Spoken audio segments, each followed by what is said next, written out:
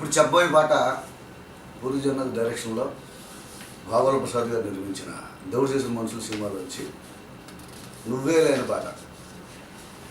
పూరి జగన్నాథ్ గారు డైరెక్టర్, కుంచే రఘు సంగీత దర్శకత్వం. తను నేను కలిసి వచ్చేసిన బంపర్ ఆఫర్ తర్వాత మళ్ళీ మా ఇద్దరు కాంబినేషన్లో నేను సింగిల్గా రాసిన ఫుల్ సాంగ్స్ రాసిన సినిమా ఇది.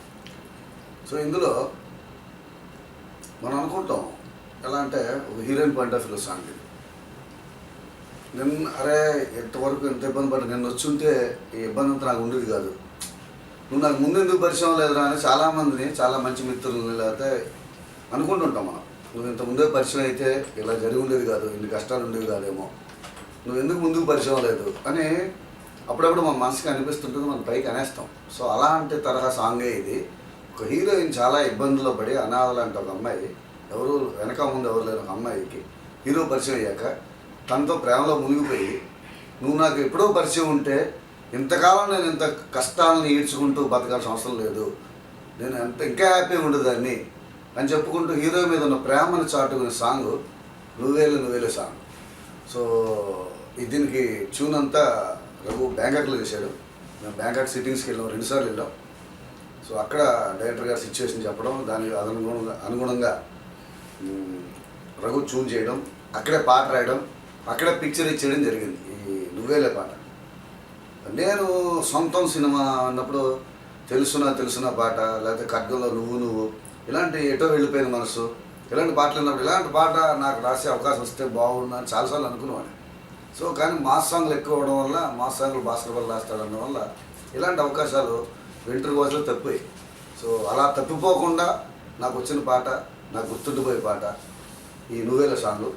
సో దీని గురించి రఘుభయ్య కూడా చెప్తాడు, ఎందుకంటే తను నాకు కావాల్సినాడు, తనకు నేను కావాల్సినాడు ఇంతకుముందు చెప్పాను కాబట్టి.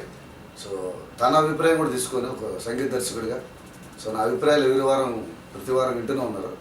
సో చిన్న తాలింపులాగా మనకి రఘు అనేవాడు ఈ వారం యాడ్ అయ్యాడు. సో రఘు, నువ్వు ఆ పాట గురించి. ఈ సినిమాలో solo song heroine point of వ్యూలో తను చెప్పినట్టుగా హీరో గురించి, హీరోయిన్ ఆ భారాన్ని తను ఎలా వ్యక్తపరిచింది అంటే, నువ్వు నాకు ఇంతకుముందే కలిసి ఉంటుంటే నాకు ఇంత భారంగా ఉండేది కాదు కదా, నాకు ఇంత ఇప్పుడు నేను పడుతున్న పెయిన్ అనేది ఉండేది కాదు కదా అని తను చెప్పడాన్ని, అంటే ఇది తను జగన్ ఒక సిచ్యువేషన్గా చెప్పడం జరిగింది. బట్ తిను ఆ రోజు నాకు బాగా గుర్తు, రోడ్డు క్రాస్ చేస్తూ మేమిద్దరం అటుపక్క బ్యాంకాక్లో వాళ్ళిద్దరు పూరి జగన్నాథ్ బీచ్లో తనకు ఒక ప్లేస్ ఉంటుంది, అక్కడ కూర్చొని కథలు రాసుకుంటాడు. మేము హోటల్ నుంచి ఆ రోడ్డు దాటుతున్నప్పుడు ఆ లైన్ హుక్ లైన్ తగలాలి రఘు, అది కరెక్ట్ పడాలంటూ రోడ్డు దాటుతున్నాడు ఈ లైన్స్. నిన్ను ఏనాడు కలిసుంటే బాగుండేది, ఇంత భారంగా ఇన్నాళ్ళు లేకుండేది అని అసలు ఇంకా దాన్ని ఇంకా నేను అక్కడ ఏ వాడు యూజ్ చేస్తున్నా నాకు తెలీదు. బట్ ఇది చెప్పగానే పూరి జగన్నాథ్ లేచి తనని హక్ చేసుకోవడం నాకు బాగా గుర్తు. అంత అద్భుతంగా కనెక్ట్ అయింది అది. అప్పుడే అనిపించింది ఈ పాటను సరైన సింగర్ చేత పాడించాలి అని అనుకుని అప్పుడు శ్రేయ ఘోషల్ డ్యూట్ అనుకున్న పాట సోలో అయిపోయింది. దాన్ని అప్పుడు సరైన సింగర్ పాడితే బాగుంటుంది అని డిస్కషన్లో జరిగి అప్పుడు శ్రేయ ఘోషల్తో వెళ్ళి ఈ పాట పాడుతుంది. శ్రేయ ఘోషల్ ఈ పాట పాడి ఇమ్మీడియట్గా ట్వీట్ చేసింది తను, నేను ఇవాళ ఒక ఫ్యాబులస్ సాంగ్ పాడాను, నేను ఐ లవ్ ద సాంగ్ అని చెప్పి తను ఒక ట్వీట్ చేసినప్పుడు మేము అంత చాలా హ్యాపీ ఫీల్ అయ్యాం. అంటే she one of the top singer in India, రోజు ఎన్నో పాటలు పాడుతాం అమ్మాయి. ఈ పాట గురించి ఆ రోజు ప్రత్యేకంగా ట్వీట్ చేయడం అనేది నిజంగా అందరికి చాలా నచ్చింది, చాలా సంతోషం. ఇంకోటి, ఈ పల్లవి నేను రాంబ్యాండ్ హోటల్లో అందరూ కూర్చున్నప్పుడు వెనకాల రెస్టారెంట్స్ చాలా ఉండేవారు. అవును, నువ్వు షూటింగ్ వెళ్ళిపోయావు జాయిన్ గారు, నువ్వు పాట రాసుకోని చెప్పి నువ్వు వెళ్ళిపోయావు. ఆ రాంబ్యాండ్ హోటల్లో ఒక కేఫ్లో కూర్చొని పెన్ను బ్యాగ్ పెట్టుకొని, బాగుంది వాతావరణం, ఎందుకు వుడెన్ ఫ్లోర్ అంత బాగుంది, అక్కడ కూర్చొని పల్లవి మొదలెట్టా. నువ్వు చెప్పిన లాస్ట్ లైన్ మాత్రం హుక్ అయిపోయింది, అంతా అయిపోయింది పాట, ఈ హుక్ మాత్రం అయిపోయింది. ఆ హుక్ నీకు రోడ్డు దాటి చెప్పాను. అక్కడ కూర్చొని కేఫ్లో వాడు వెళ్ళిపోమంటాడేమో అని కాఫీలు తాగుతూ టీలు తాగుతూ, ఎందుకంటే ఆ ప్లేస్ బాగుంది, 4 వాళ్ళ మంచి కూర్చోలేము. అక్కడ కూర్చొని చూడు 100% నీ ఎఫర్ట్ అద్భుతంగా. ఎందుకంటే అలాంటి మెలోడీ సాంగ్ రాయాలంటే చాలా ఓపిక కావాలి, చాలా ఆలోచించాలి, దాని అమ్మాయిలందరూ పాడుకుల్లో ఉండాలి. సో ఇది ఆలోచనలో అక్కడ నువ్వేలే అనేది మొదలుపెట్టాను. అది యాక్చువల్గా నువ్వేలే అన్నప్పుడు ఎవరో ఒకరు మళ్ళీ నువ్వేలే ఎందుకు నువ్వే మీద చాలా పాటలు వచ్చాయి కదా అంటే తను నువ్వేలే అనేది ఇట్స్ ఎ పవర్ఫుల్ వర్డ్ అంతే, అది ఎవర్ గ్రీన్ వర్డ్. అప్పుడు తను దాంతో ఒకసారి చేసింది. నువ్వేలే నువ్వేలే నేనంటే నువ్వేలే నిన్ను ఈనాడు కలిసుంటే బాగుండేది, ఇంత భారంగా ఇన్నాళ్ళు లేకుండేది, నువ్వేమో నాకని నేనేమో నీకని రాసాడా రాతని చేతుల్లో ఈ గీతని. చాలా ఎంజాయ్ చేస్తూ పాడింది అమ్మాయి ఈ పాటని. తర్వాత చరణంలో అండి నాకు అసలు అంటే ఒక ఆడపిల్ల నాకు తెలిసి తను ప్రేమించే అబ్బాయి గురించి అంటే అతిశక్తి కాదు, ఎవరన్నా ఏదన్నా అనుకుంటారు కూడా అనుకోదు, ఇంతకన్నా గొప్పగా నాకు తెలిసి ఎవరు రాయలేదండి.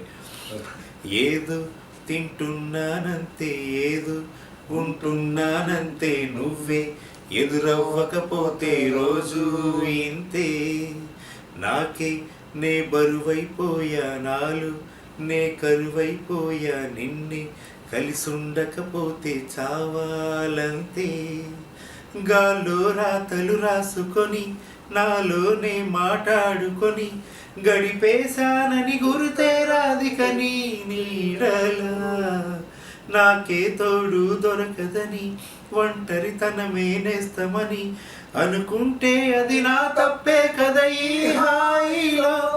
అంటే ఒక అనాథ ఆ అమ్మాయి అంటే వాళ్ళు అనాథలు చూస్తున్నాం మనం, గాల్లో రాతలు రాసుకుంటారు, నల్లదన వాళ్ళు మాట్లాడుకుంటుంటారు. సో ఇవన్నీ నాడు నేను గుర్తు రావట్లేదు నువ్వు కలవడం వల్ల అని చెప్పి, అంటే ఒక ఆర్ద్రత అంటారు కదండి, అది ప్రస్ఫుటంగా ఈ సాంగ్లో కనిపిస్తుంది.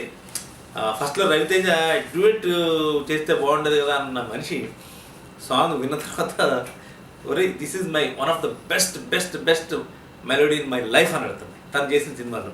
అంత మంచి నిజంగా బాగా పిక్చరైజ్, చాలా బాగా పిక్చరైజ్ చేశారు ఈ పాటని. స్విట్జర్లాండ్ ఇక్కడ పిక్చరైజ్ చేశారు పాటని. చాలా మంచి సాంగ్. ఎందుకంటే నేను ఒక టాప్ 10 రాసిన మెలోడీ సాంగ్స్లో చెప్పుకోదగ్గ మెలోడీ సాంగ్ ఇది. అలా కుదిరింది అంటే ఒక సంగీత దర్శకుడికి ఒక లిరిక్ రైటర్కి ఒక కెమిస్ట్రీ వర్కౌట్ అయితే వాళ్ళిద్దరికి మంచి ఫ్రెండ్షిప్ ఉంటే ఎలాంటి మంచి పాటలు వస్తాయి. ఎంత క్లిష్టమైన సిచ్యువేషన్ అయినా చాలా అందంగా అలవోగ్గా కలిసే అవకాశం వస్తుంది ఆ సంగీత దర్శకుడు తోడ్పాటు ఉంటే. దాంతోపాటు దర్శకుడి తోడ్పాటు కూడా ఉందనుకోండి, అది ఏ రేంజ్ వస్తుంది అనేది ఈ నువ్వేలే పాటే ఉదాహరణ. థ్యాంక్ యూ రఘు, నిజంగా మంచి పాట. ఆ మంచి పాటకి ఏ సింగర్ అయితే బాగుంటుందో ఆ సింగర్ విషయంలో ఖర్చు విషయంలో కూడా వెనకాడకుండా తను ఏమనుకున్నాడు, ఈ పాట బతకాలి, ఈ పాట 10 ఏళ్ళు అయినా సరే 25 అయినా సరే కూర్చోరుగు చేసిన మెలోడీస్లో ఇది ఒకటి నిలబడిపోవాలన్న తాపత్రయం. సో అందుకని చెప్పి చాలా అద్భుతంగా చేశాడు. భారత తీయ ప్రోగ్రాంలో బాలు గారు ఈ పాట గురించి 10 నిమిషాలు చెప్పారు. ఆయన ఒక మహాగాయకుడు, ఆయన ఈ పాట గురించి మా ఇద్దరు గురించి అంటే అంతకుముందు కూడా ఒకసారి రమణం పాట గురించి ఆయన మా ఇద్దరు ఫోటోలు చూపించే ఆ ప్రోగ్రాంలో వాళ్ళు చాలా బాగా చెప్పారు. అంటే ఈ పాటలో ఉండే ఆ ఫన్ ఆ ఎటకారం వాళ్ళిద్దరూ కలిసి వర్క్ చేసిన విధానం గురించి 10 నిమిషాలు మాట్లాడి, అలాగే ఈ పాట గురించి కూడా ఆయన చాలా చాలా బాగా మాట్లాడి ఈ పాట శ్రేయ ఘోషల్తో పాడించడం వాళ్ళు తీసుకున్న కరెక్ట్ నిర్ణయం అని చెప్పి మెచ్చుకోవడం చాలా ఆనందం వేసింది. అంటే అలాంటి పెద్ద పెద్ద వాళ్ళ పొగడ్తలు ఎప్పుడు కూడా అవి అంటే మన జీవితంలో ఏం సాధిస్తున్నాం అనేదానికి అవి ఊపిరిలాగా పనిచేస్తాయి మనకి అవన్నీ కూడా. సో ఆ స్ఫూర్తితో ఇంకా ఎన్నో మా కాంబినేషన్ ఇంకా ఎన్నో పాటలు రావాలి.